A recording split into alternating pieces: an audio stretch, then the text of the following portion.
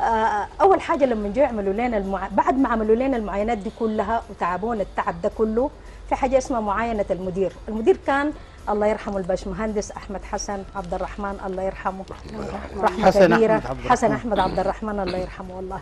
فقالوا معاينه المدير، فجينا حسن احمد كان صارم كده، وبعدين عيونه كده طالعه لبرا، احنا خفنا كده واقفين قدركم كده، احنا وخايفين كده انه دي معاينه المدير يمكن يقول لنا امشي يعني.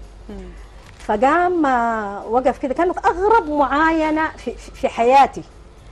قال الهلال بيجوا بيجاي والمريخ بيجوا بيجاي.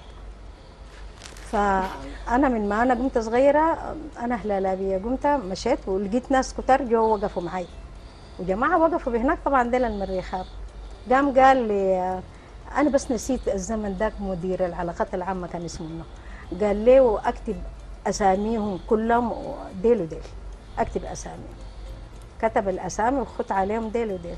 قال لنا امشوا تعالوا بعد اسبوعين حتلقوا اساميكم اللي اخذناهم خلاص واللي ما اخذناهم نتمنى لهم حظ كويس في حتات ثانيه يعني.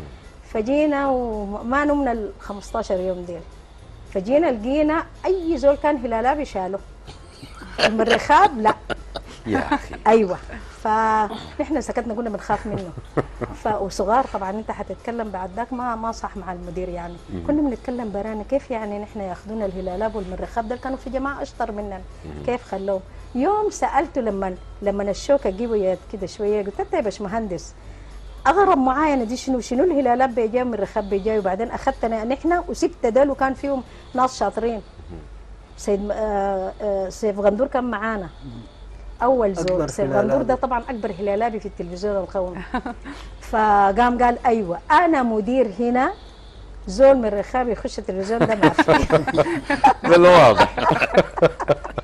فنحن بنعتذر للمريخاب الان، وبعدين كان مصر على الحاجه دي يعني، حتى بعد يمكن قبل وفاته ببسيط يعني لقيته انا والاخ الصحفي معلش نسيت اسمه. فقمت قلت له يا اخي حسن ده عمل كده كده كده يا باشمهندس، يا كوركنا له. فمشينا عليه وقلنا له يا باشمهندس مش حصل انت اخترت الهلالاب وابيت المريخاب؟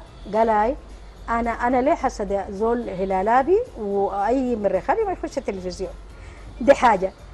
النكته وين؟ يوم كان الكاس بتاع هلال مريخ وحاضروا نميري في الاستاد، الوقت داك بيمشي الباشمهندس حسن احمد بنفسه عشان مع